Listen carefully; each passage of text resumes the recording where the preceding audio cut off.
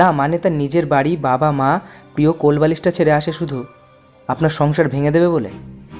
সেই মেয়েটা অ্যাডজাস্ট করতে পারে না, সেই মেয়েটা মেয়ারিলিস্টিক, সেই মেয়েটা হিংসুটে, সেই মেয়েটার রুচি ভালো না, সেই মেয়েটার সবটা খারাপ।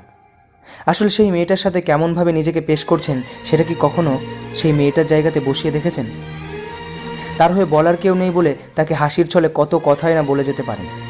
সে পাল্টা উত্তর দিলেই বা ব্যবহারটা ফিরিয়ে দিলেই সে খারাপ। কত সহজ, তাই না? আসলে কোনো মেয়েই অন্য বাড়িতে শুধু কাজ করবে বলে বা বাচ্চা সামলাবে বলে যায় না।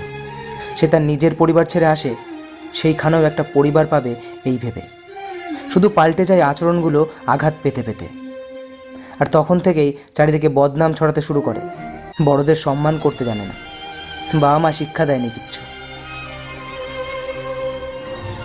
ভিডিওটি যদি ভালো লেগে থাকে তাহলে অবশ্যই তোমার মতামতটি